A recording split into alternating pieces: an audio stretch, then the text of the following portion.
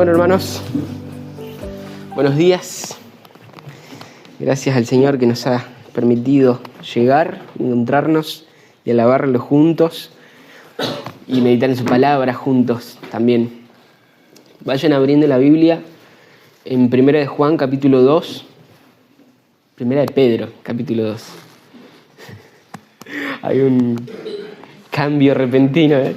Nos seguimos con la serie. 1 de Pedro, capítulo 2, versículos 18 en adelante. Seguimos con la serie. Me di cuenta por las caras que hicieron.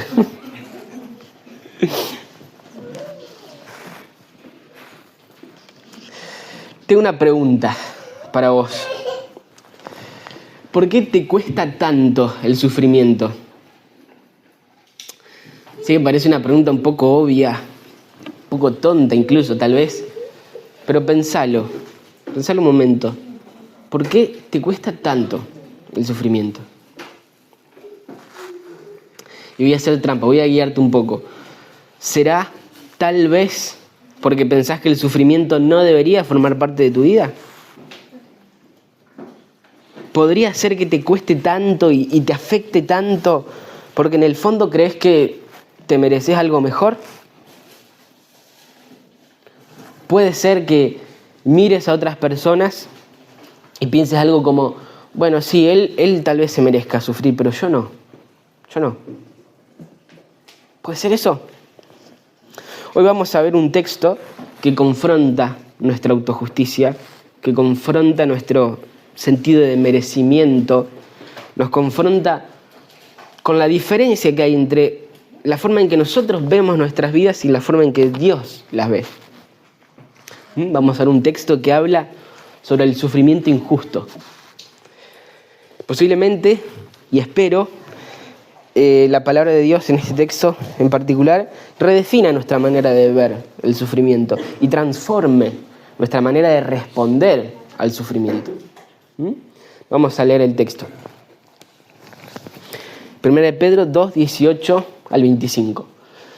Siervos, estén sujetos a sus amos con todo respeto, no solo a los que son buenos y afables, sino también a los que son insoportables.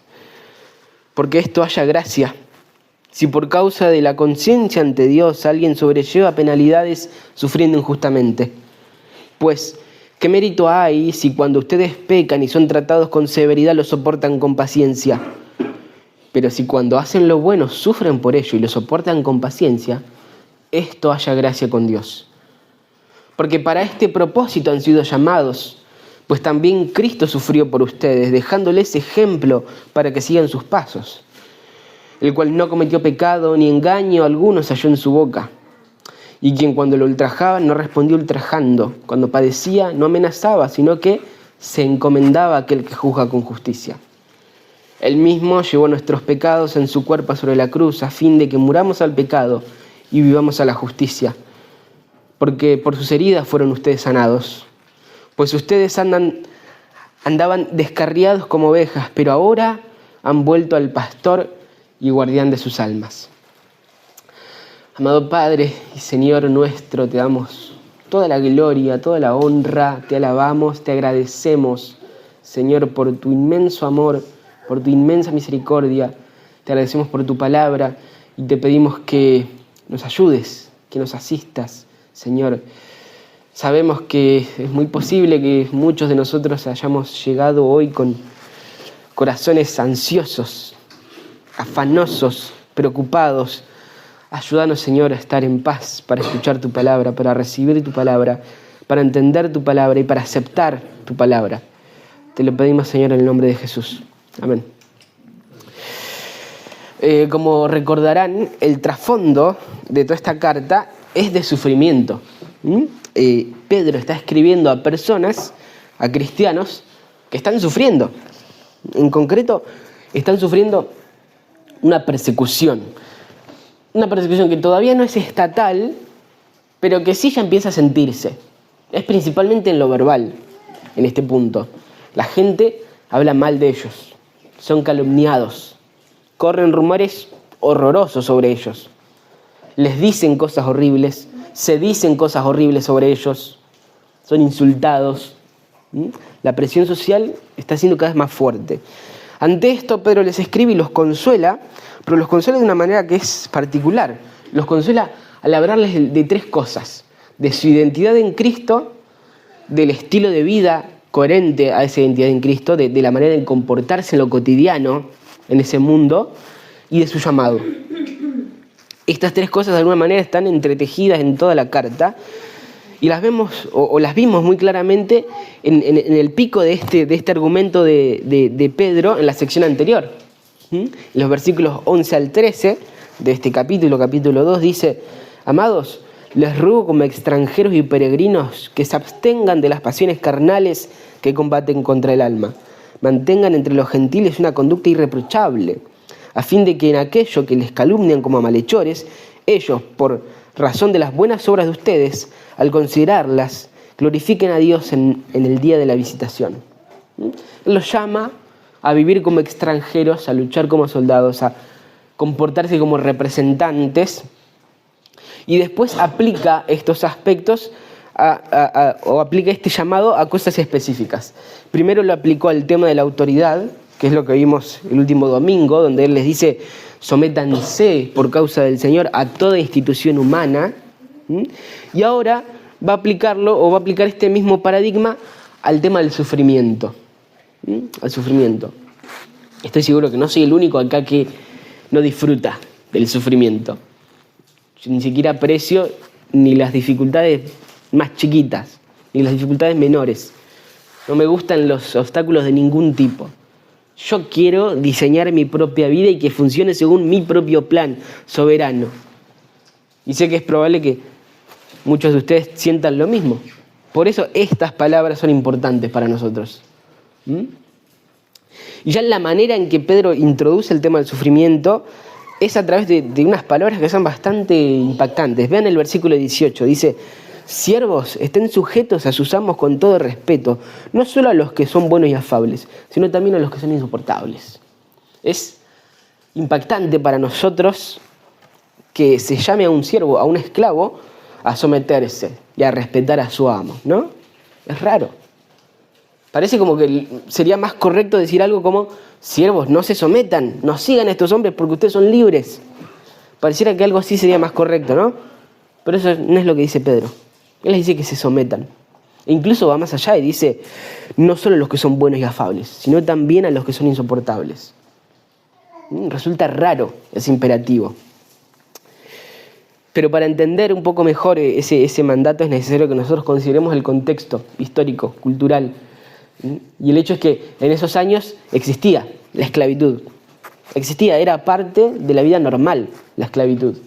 Y en ese contexto, en el que la esclavitud era parte de la vida cotidiana, lo que dice Pedro era revolucionario, es radical. Porque en ese contexto cultural en el que la esclavitud era normal, el pensamiento colectivo que existía era que no existía la injusticia para con un esclavo, porque los esclavos eran propiedad. Entonces era un concepto que directamente no existía. Para la sociedad no existía el concepto de injusticia para con un esclavo. Así que Pedro directamente al hablar de injusticia hacia un esclavo ya estaba elevando su dignidad. Estaba elevando la dignidad de esa persona y afirmando que Cristo también murió por ella. Aunque haya sido parte del pensamiento general, social, normalizado, aceptado, el Evangelio lo cambia todo y lo nivela todo. Tanto en aquel entonces como hoy. Tanto en aquel entonces como hoy la gracia dice que somos iguales en Cristo. Entonces, en principio Pedro está reconociendo la enorme injusticia que muchas veces se cometía contra los esclavos. La sociedad lo negaba la injusticia para con los esclavos, pero Pedro la reconoce. Él señala y dice: ahí hay injusticia. Los esclavos pueden y de hecho son tratados injustamente muchas veces. Ellos tienen dignidad. Él reconoce esa injusticia.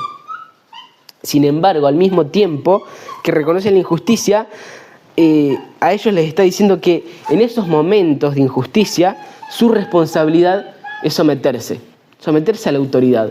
Y les dice: como cristianos, ustedes tienen que someterse a la autoridad, incluso cuando esa autoridad se ejerce a través de líderes que son injustos. Y deben hacerlo bueno y deben ser respetuosos, no solo con los que son buenos y amables, sino también con los injustos, también con los insoportables. Es una instrucción que es específica para los siervos, los esclavos, pero en definitiva el punto de este imperativo va más allá del hecho superficial, específico de que los esclavos se sometan y sean respetuosos con sus amos injustos. El punto de esta instrucción es que el estilo de vida coherente a su identidad y coherente a su llamado, ese estilo de vida que iba a callar las calumnias y las falsas acusaciones y que iba a glorificar a Dios, incluye una respuesta, un tipo de respuesta específica al sufrimiento injusto. Y esta respuesta específica, esta respuesta apropiada al sufrimiento injusto es soportarlo con paciencia, siguiendo el modelo de Jesucristo y mediante la gracia capacitadora del Evangelio.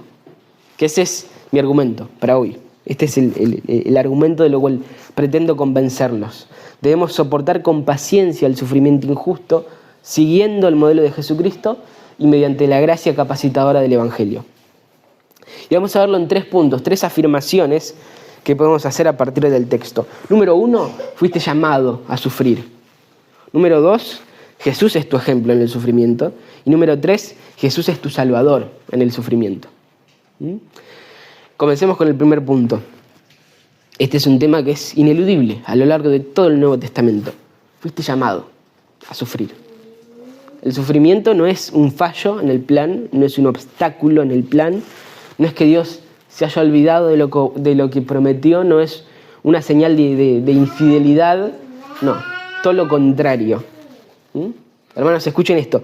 El sufrimiento está en el centro de la voluntad de Dios para su pueblo. Si estás en Cristo, fuiste llamado a sufrir. Vean, desde el versículo 19. Porque esto haya gracia.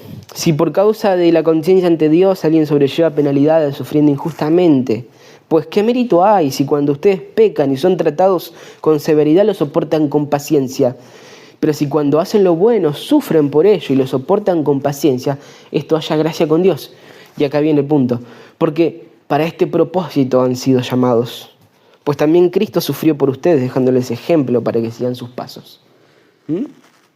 ¿A qué fuimos llamados? A esto. A que por causa de la conciencia ante Dios soportemos el sufrimiento injusto con paciencia.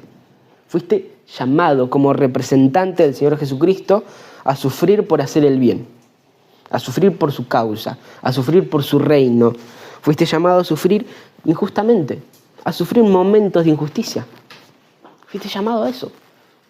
No es ningún fallo, no es ningún contratiempo en el plan del Señor. Fuiste llamado a eso. Y Pedro deja muy en claro que no está hablando de sufrir por nuestras propias fallas, ¿no? A veces sufrimos por nuestra propia necedad, por nuestra propia rebelión, por nuestras propias malas decisiones. Todos nosotros tenemos una enorme capacidad de complicarnos la vida solos. Y a veces lo que llamamos persecución no es persecución en lo absoluto.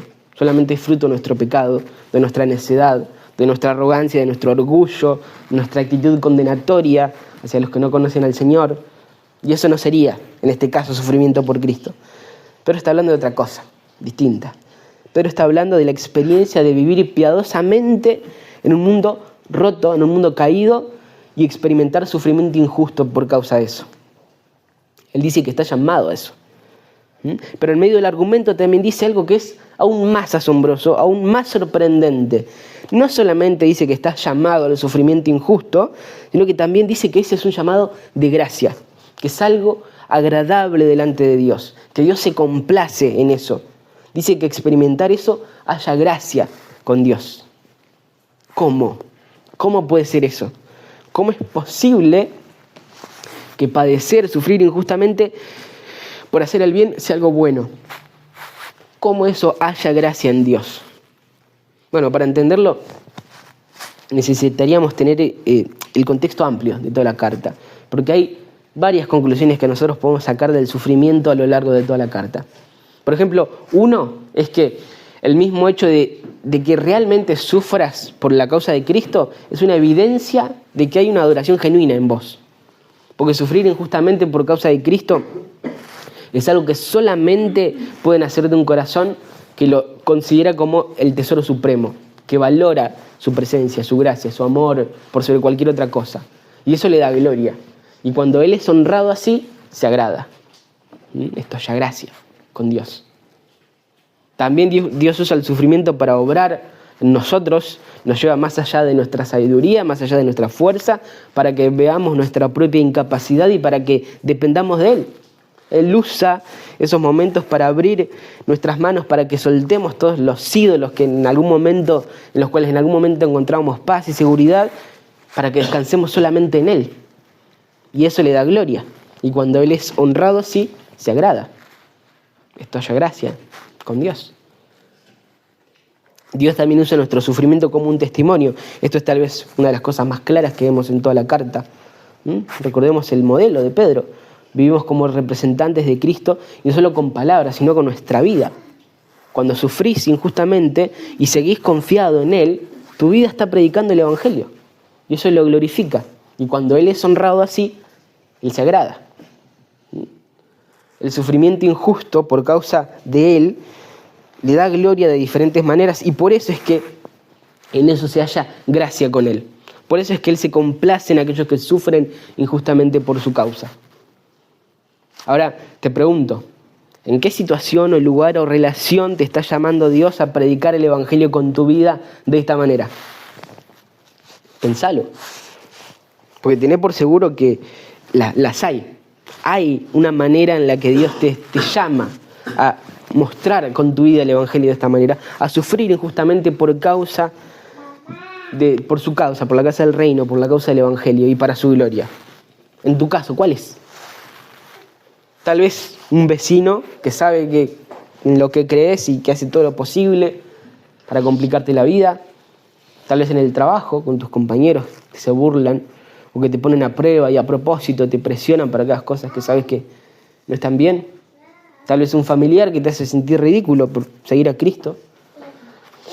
Pueden ser muchos ejemplos. En cualquier caso, ten en cuenta esto. En todos esos momentos, la gracia está obrando en vos, en tu vida.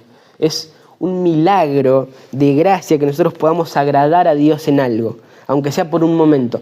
Y cuando soportamos sufrimiento injusto por Él, ese es uno de esos momentos.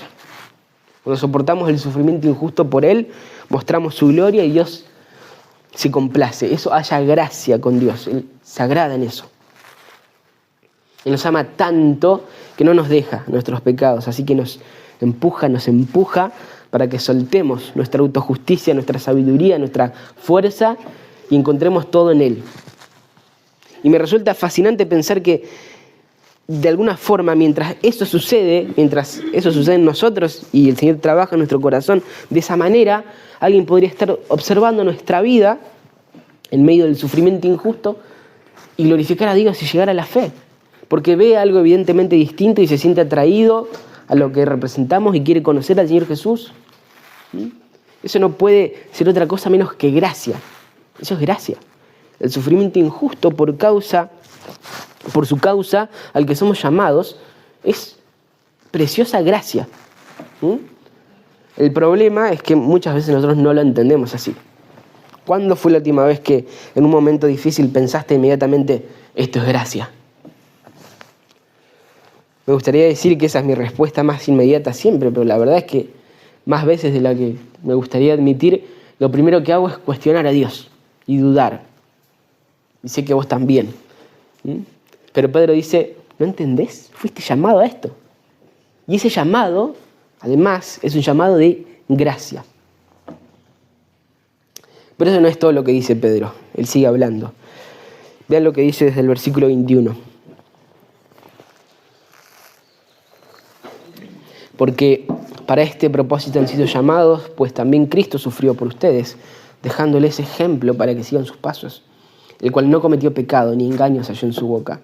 Y quien cuando lo ultrajaban no respondió ultrajando, cuando padecía no amenazaba, sino que se encomendaba a aquel que juzga con justicia. Punto número 2. Jesús es tu ejemplo en el sufrimiento. Pedro, con una dulzura pastoral asombrosa, dice, Jesús es tu ejemplo en el sufrimiento. La verdad es que como el pecado todavía habita en nosotros, todos tenemos una gran capacidad para empeorar nuestro propio sufrimiento. Muchas veces no solo sufrimos lo que nos está pasando, sino que encima lo empeoramos por la manera en que respondemos al sufrimiento. Porque muy habitualmente lo que hacemos en respuesta al sufrimiento es enojarnos, frustrarnos, desesperarnos, empezar a confiar en nuestra propia sabiduría, buscar otros caminos y entonces pecamos. Y eso solamente agrava las cosas. Por eso Pedro, citando Isaías 53, nos señala a Cristo como el modelo perfecto de cómo responder al sufrimiento injusto. Y nos dice algunas cosas claves de cómo el Señor respondió. Dice que Él no cometió pecado. Eso significa que el sufrimiento no cambia las reglas del juego, no te da permiso para hacer lo que Dios prohíbe.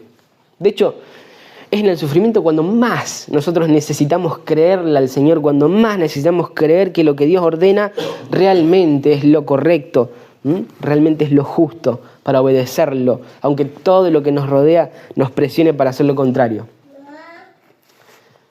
Examina tu vida en cuanto a esto. Cuando sufrís, ¿te das permisos? ¿Actúas como si el sufrimiento te justificara? Siendo más específico, ¿te pones irritable cuando estás enfermo? ¿Los que te rodean se dan cuenta enseguida cuando tuviste un mal día? ¿Te das permiso para tener actitudes o decir cosas que no deberías solamente porque estás sufriendo? ¿Te das permiso para ser desconsiderado con otros, para ser apático con otros, para tratar mal a otros solo porque estás sufriendo? Sé que es probable que sí. Sé que muchas veces, muchas más de las que quisiéramos, nos decimos, está bien, Dios sabe lo que me está pasando, los otros deberían entender lo que me está pasando, es entendible que me comporte así. Bueno, Pedro dice no está bien. Jesús permaneció fiel a la voluntad de su Padre, incluso en la injusticia, en la tortura, en la cruz, en la muerte. Y Él es nuestro ejemplo. También dice que no se halló engaño en su boca. Jesús nunca usó mentiras para salir del sufrimiento, nunca comprometió la verdad para aliviar el dolor. Él permaneció fiel a su Padre. ¿Recurrís al engaño para aliviar un poco el dolor? Y una cosa, hermanos, cualquier artilugio que nosotros usemos para dar a entender una cosa que no se corresponde a la realidad es mentir. Aunque estemos diciendo parte de la verdad o lo que sea. Si omitís algo, o exagerás algo, si callás algo o lo que sea. Si decís parte de la verdad, pero no toda la verdad, pero con la intención de que se entienda otra cosa, eso es mentira. Y una de las grandes tentaciones que nosotros tenemos para mentir es la de ahorrarse el sufrimiento. Pero Jesús, nuestro ejemplo, no fue así. Él lo soportó y no se halló engaño en su boca. También dice que cuando lo ultrajaban no respondió ultrajando. Jesús no devolvió mal por mal, no buscó vengarse, aunque tenía todo el poder para hacerlo, no lo usó para defenderse. En cambio hizo otra cosa. Pedro lo dice claramente, dice, sino que se encomendaba a aquel que juzga con justicia. Jesús confió en el Señor, en su Padre. Creyó en su presencia, en su poder, en su justicia, en su soberanía. No pensó que este mundo fuera un caos incontrolable. Creyó que todo lo que sucede pasa bajo el control sabio, bueno, santo, amoroso de su Padre, el Dios soberano. ¿Vos creés eso? Porque esa fe no se demuestra solamente viniendo los domingos, incluso en los días de lluvia. En este caso, por ejemplo, se demuestra en la manera en que respondés cuando sufrís un trato que no te mereces. Ahí es cuando se ve realmente si crees que todo lo que Dios ordena realmente es justo y correcto. A la luz del ejemplo de Cristo puede ser un poco confrontante, ¿no? Examina tu vida a la luz del ejemplo de Jesús y pensalo un poco. Pensá en Él, en cómo Él respondió al sufrimiento. Miralo en el texto de vuelta. El cual no cometió pecado ni engaño alguno se halló en su boca, y quien cuando lo ultrajaban no respondió ultrajando, cuando padecía no amenazaba, sino que se encomendaba a aquel que juzga con justicia. ¿Sos así? En esos momentos difíciles, ¿hay pecados que se cuelan en tu corazón? ¿Dudás de la sabiduría de Dios? ¿Cuestionás su fidelidad? ¿Cuestionás su bondad? ¿Tenés miedo, envidia, ira? ¿Vivís realmente lo que decís creer? ¿Tu manera de responder al sufrimiento es la de un verdadero creyente? Porque la teología no es un fin en sí misma. El propósito de la teología es producir santidad en el pueblo de Dios.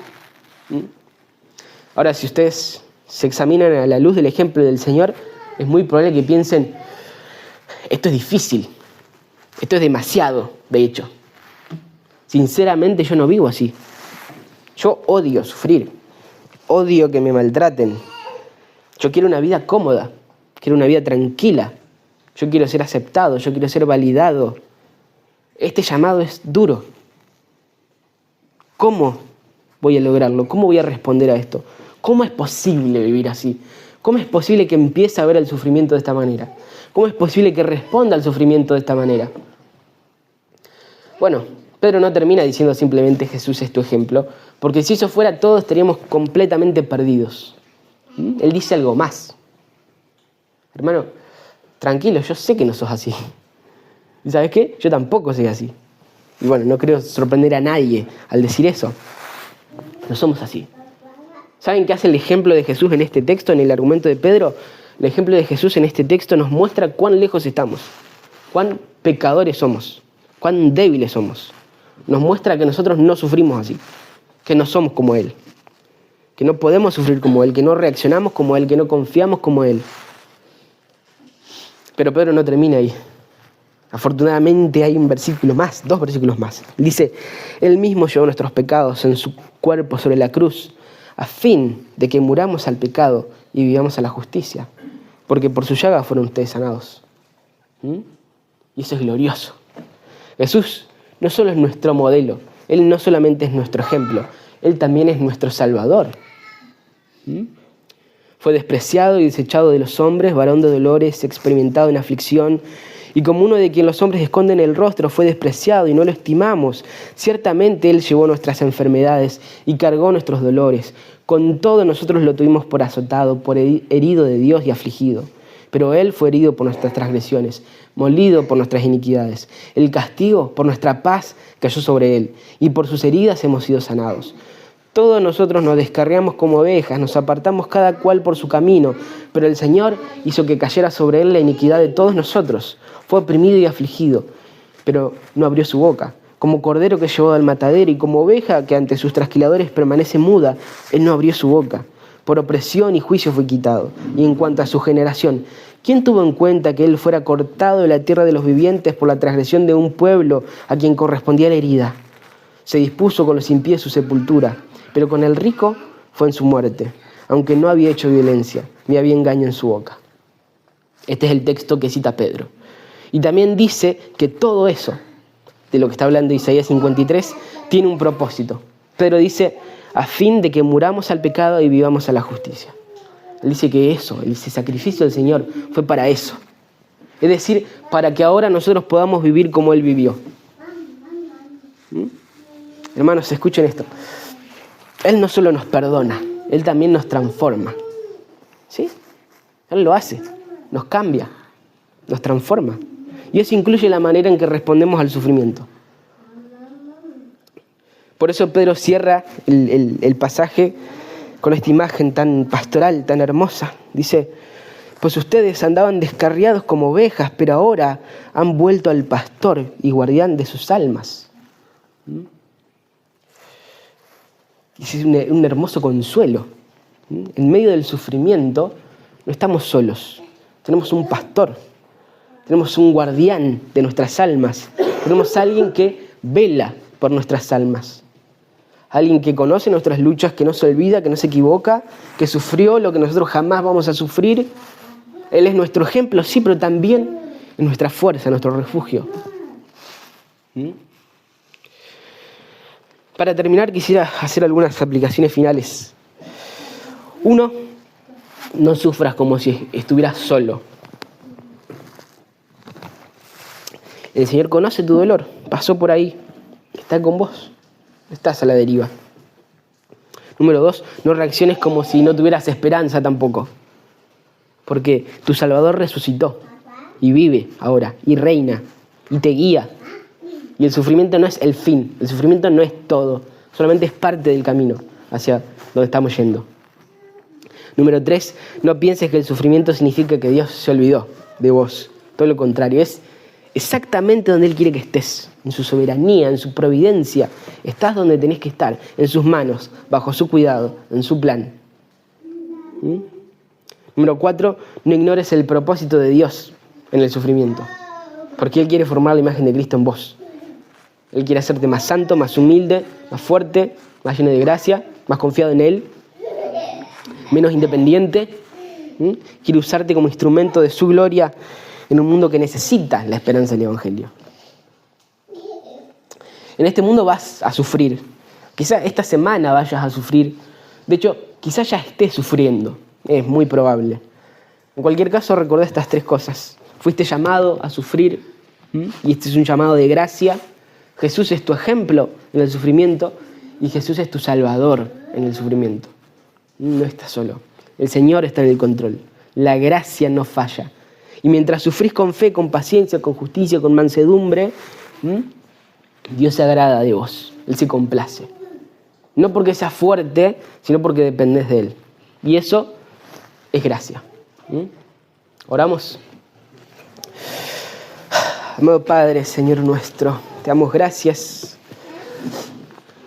por este texto, gracias por tu palabra, por las verdades en las que hemos podido pensar un poco, Señor.